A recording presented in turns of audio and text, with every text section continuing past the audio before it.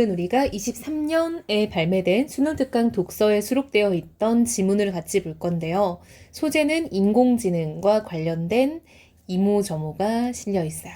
일단 주제 통합 글이기 때문에 이게 이제 뒤에 나지문 같은 경우는 인공지능을 좀 중점적으로 다루고 있고요.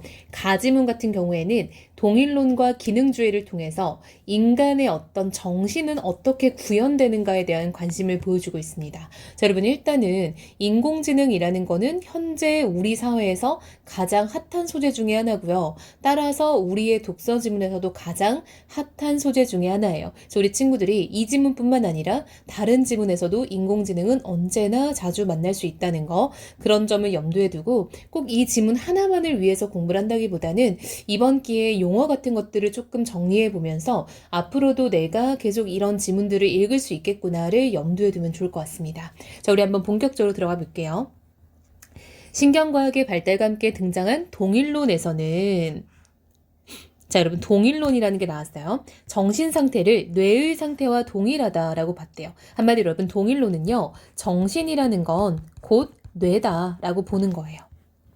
그러나 동일론을 둘러싸고 다양한 논쟁이 진행되면서 정신 상태가 물리적으로 다양하게 구현될 수 있다는 비판은 동일론을 부정하고 기능주의를 등장하게 하였다. 자, 여러분 두 번째 등장한 건 바로 기능주의라는 겁니다. 자, 여러분 동일론은 일단 뇌가 곧 정신이다라고 봤던 거고요. 이 다른 이제 동일론에 대한 비판들은요. 이 정신 상태가 물리적으로 다양하게 구현될 수 있다라고 말을 하고 있어요. 한마디로 그거는 뇌가 아닐 수 있다라는 얘기를 하는 거죠. 꼭 뇌가 곧 정신이다 이게 아니라는 거예요. 정신 상태가 물리적으로 다양하게 구현될 수 있다는 건 어떤 의미일까? 라고 하여 이제 의문을 제기하면서 본격적인 이야기를 시작하고 있죠. 기능주의와 관련하여 자, 여러분 우리가 읽게 될 건 이제 기능주의와 관련된 이야기들입니다.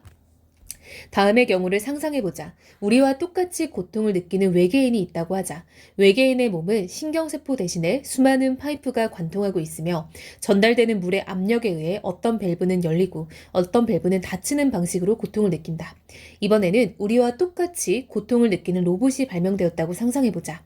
그 로봇은 몸 안에 수많은 실리콘 칩과 전선이 작동하여 고통을 느낀다. 외계인이나 로봇은 우리와 정신 상태는 똑같지만 고통을 구현하는 물질은 인간의 뇌가 아니다. 자, 여러분 이게 바로 무엇인지 한번 이해를 해야 되는데요. 자, 여기를 좀 주목해서 볼게요.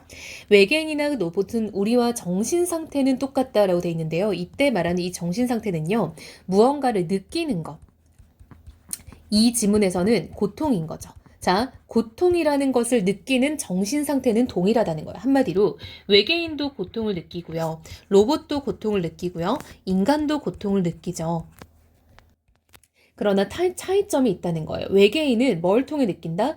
얘는 파이프를 통해서 어떤 밸브가 열고 닫히는 것을 통해서 느낀다 했고요. 로봇은 실리콘 칩을 통해서 느낀다라고 되어 있어요. 여러분 인간은요. 신경에 의해서 고통을 느끼죠. 한마디로 고통을 느낀다라는 상태는 모두 동일하지만 어떻게 느끼는지는 다르다라는 거죠. 따라서 고통을 구현하는 물질은 인간의 뇌가 아닐 수 있다라는 거예요. 한마디로 신경을 통한 뇌를 통해서 느끼는 우리와 달리 로봇과 외계인은 그렇지 않을 수 있으므로 이 뇌라는 것을 대체할 수 있는 물질은 굉장히 다양하다라고 보는 거죠.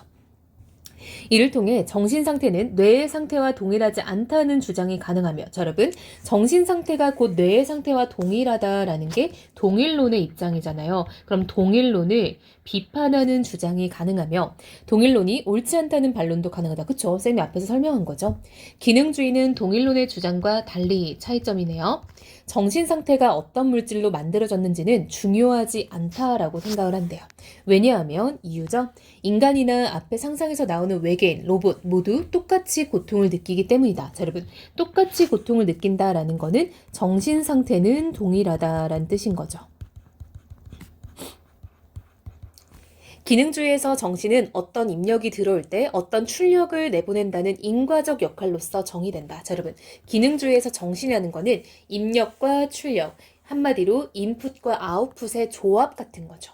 가령 예시네요. 고통은 누군가가 꼬집으면 아야라는 소리를 내며 몸을 움츠리는 것으로 정의할 수 있으며 이때 인과적 역할을 하는 것은 인간에게는 뇌의 신경세포, 로봇에게는 실리콘 칩이 될 수 있다. 따라서 이 인과적 역할을 누가 하냐에 따라 차이가 있을 뿐 정신 상태는 동일하다라는 거죠.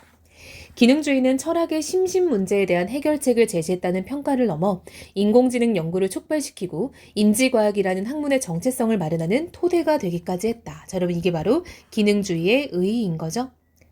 인공지능을 연구하는 사람들의 목표는 인간과 뇌구조가 똑같은 로봇을 만드는 것이 아니라 인간과 구조나 내용, 재료는 다르더라도 인간과 똑같이 생각하고 느끼는 로봇을 만드는 것이기 때문이다. 한마디로 인공지능 연구자들의 목표가 인간의 뇌구조를 재현하는 게 아니라 이 재료 같은 건 달라도 되지만 인간처럼 똑같이 생각하고 느끼는 로봇, 한마디로 인간의 기능을 할 수 있는 것, 그쵸? 이런 지능의 기능을 할 수 있는 것을 만들면 된다라고 보는 게 인공지능 연구자들의 과제다라는 거예요. 자, 여러분 어렵지 않죠? 자, 쌤이 말해서 여기서 좀 강조하는 건요. 정신 상태라는 게 이제 이 지문에서의 예시는 고통을 느끼는 상태다라는 것만 캐치하면은 친구들이 어렵지 않게 따라올 수 있을 것 같습니다. 자, 복합 지문이니까 두 번째 지문 같이 볼게요. 정말 유명한 설의 중국어방 실험이 나왔어요. 자, 모국어가 영어이고 중국어를 전혀 모르는 사람이 폐쇄된 중국어 방에 있다고 가정해보자. 자, 여러분 이게 또 친구들이 머리로만 굴리면 좀 어려울 수 있으니까 쌤이 좀 도식화를 한번 해볼게요. 방이 하나 있는데요. 이 방 안에 사람이 하나 갇혀 있어요. 근데 이 사람은요, 모국어가 영어인 사람이에요. 그래서 이 사람은 영어는 물론 이제 모든 의사소통이 가능하지만 중국어는 전혀 모르는 사람이에요. 자, 근데 이 사람을 폐쇄된 방에 가둬놓으면 너무 불쌍한 거 아니야? 그쵸? 자, 그 방에는 중국어 글자들이 들어있는 상자가 있고 중국어로 된 질문들에 답할 수 있는 방법에 관한 규칙들을 담고 있는 영어로 된 규정집이 있다. 여러분, 이 방 안에는요, 이런 거죠. 한마디로 중국어로 어떤 질문이 들어오면 그걸 영어로 풀이해주고 그럴 땐 이렇게 대답하면 돼 라는 영어 책이 있는 거예요. 그쵸? 이 규정집의 규칙들은 상자 안의 중국어 글자들을 문장 규칙에 따라 배열하여 문장을 만들게 하여 질문에 답할 수 있게 하는 지침이다. 이 중국어방에 있는 사람에게 중국어로 된 질문이 주어지면 그는 규정집의 규칙에 따라 중국어로 된 대답을 밖으로 내보낸다. 자, 여러분 지금 방 안에 사람이 하나 갇혀 있는데요. 이 사람에게는요, 중국어 어떤 규칙집이 있대요. 이걸 통해서 이 방안으로 이 사람에게 중국어로 된 질문을 던지면요, 이 사람은 그 규칙집을 바탕으로 대답을 한다라는 거죠. 이게 여러분 우리가 가지문에서 봤던 입력과 출력이라고 볼 수 있겠죠. 자, 설은 이와 같은 가상의 중국어방 사유 실험을 통해 질문을 던진다. 여러분, 설이라는 굉장히 유명한 학자가 등장했어요. 중국어 방에 있는 사람은 중국어를 이해한다고 말할 수 있을까? 이에 대한 설의 대답은 이해하지 못한다이다. 설은 중국어 방에 있는 사람은 단순히 규칙에 따라 계산적 기능을 수행하여 질문에 대한 답변을 내놓을 뿐이라고 주장하며 강한 인공지능 역시 이와 같다고 본다. 자, 여러분 이게 무슨 말이냐면요.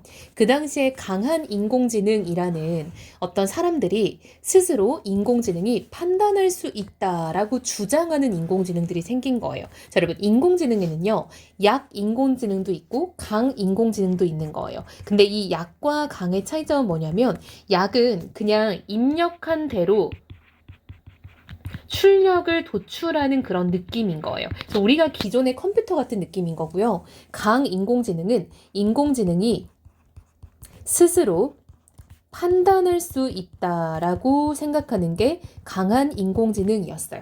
근데 지금 설은 뭐라고 말하냐면 강한 인공지능 역시 이와 같다라는 거는요, 한마디로 얘가 무언가를 이해하고 그걸 판단해서 대답하는 게 아니라 그냥 입력과 출력을 겪고 있을 뿐이다 라고 보는 거예요. 한마디로 여러분 설은요, 역시 이와 같다라는 거는 강 인공지능이라는 거는 존재하지 않는다. 그러니까 현재로서는 불가능하다라고 지금 얘기를 하는 거예요.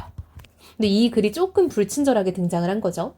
심리적인 차원이나 마음을 계산적 정보 처리 과정으로 보는 관점에서 이것을 가지고 있는 인공지능을 설은 강한 인공지능이라고 주장했다. 자, 여러분 한마디로 강한 인공지능은 쌤이 금방 말한 것처럼 심리적인 차원이나 마음을 계산적 정보 처리 과정으로 보는 관점에서 이것을 가지고 있다라는 거는 인공지능이 스스로 판단할 수 있다라고 보는 거예요.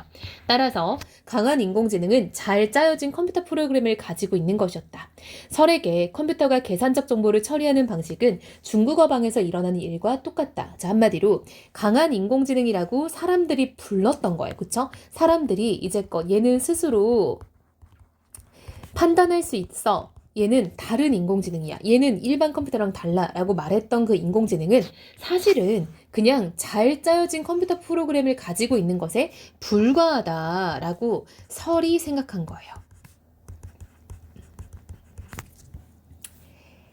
설에게 컴퓨터가 계산적 정보를 처리하는 방식은 중국어 방에서 일어나는 일과 똑같은 거죠. 규정집은 프로그램에 해당하고 중국어 글자가 가득 든 상자는 데이터베이스에 해당한다. 컴퓨터는 데이터의 모양만 보고 데이터를 1과 0으로만 처리하기 때문에 정확하고 빠르게 처리한다. 설은 이런 점에서 컴퓨터는 기호를 순전히 그 모양만 보고 식별하는 것이라고 말한다. 한마디로 그냥 모양에 따라 식별하는 거지 인공지능이 자기 스스로 판단을 하거나 좀 더 심화된 학습을 하는 건 아니라고 보는 거죠. 중국어 방 안에 있는 사람이 중국어를 이해한다고 말할 수 없는 것처럼 컴퓨터도 중국어를 이해한다고 말할 수 없다. 설에 따르면 문장 규칙은 문장의 의미를 이해하기 위한 충분 조건이 아니기 때문이다. 한마디로 하면 설은요, 이 중국어 방 안에 있는 사람처럼 인공지능 컴퓨터도 무언가를 이해하고 있다고 말할 수 없다는 거예요.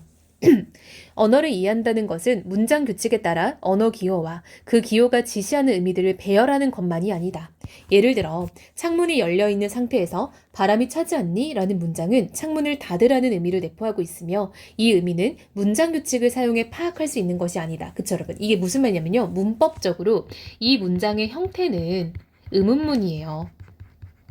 그쵸? 근데 이 문장의 내용은 의미 말고 내용이라고 해볼게요. 내용은 창문을 닫아달라라는 말인 거죠. 한마디로 그냥 봤을 때는 차갑지 않아? 라고 물어보는 것처럼 보이지만 사실은 창문을 닫아줘 라는 어떤 요청의 의미를 담고 있다라는 거죠. 한마디로 인공지능은 이러한 이 문장을 딱 받아들였을 때 차지 않아? 라고 대답하는 존재인 거지 그것을 이해할 수 있는 존재가 아니라는 거죠. 그쵸? 인간의 마음을 흉내내고 인간의 마음을 이해하는 데 유용한 수단으로 사용되는 인공지능을 약한 인공지능으로 인간의 마음을 지닌 인공지능을 강한 인공지능으로 구분한 설에게 중국어 반 논증은 강한 인공지능에 대한 비판을 위한 것이었다. 한마디로 설은요. 중국어 반 논증 실험을 통해서 강인공지능이라는 거는 현재로서 존재하기 어렵다라고 비판하는 거예요. 기능주의자는 어떤 마음을 갖는다는 것은 특정 기능의 컴퓨터 프로그램을 실행하는 것과 같다고 생각한다. 설은 이 생각이 강한 인공지능이라고 하면서 특정 기능의 컴퓨터 프로그램 실행은 중국어 방에서 일어나는 일과 같다. 한마디로 약 인공지능적인 수준인 거고 이게 이제 인공지능이 무언가를 이해하고 있다라고 보기는 어렵다라는 거죠.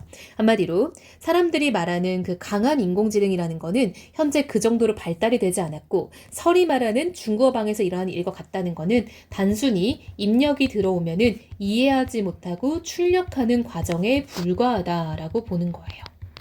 중국어방 논증은 이후 활발한 논쟁을 불러일으키면서 강한 인공지능에 대한 인식의 폭을 넓혀주었다. 라는 의의가 있네요. 자, 여러분. 이 질문과 연관된 지문이 있죠.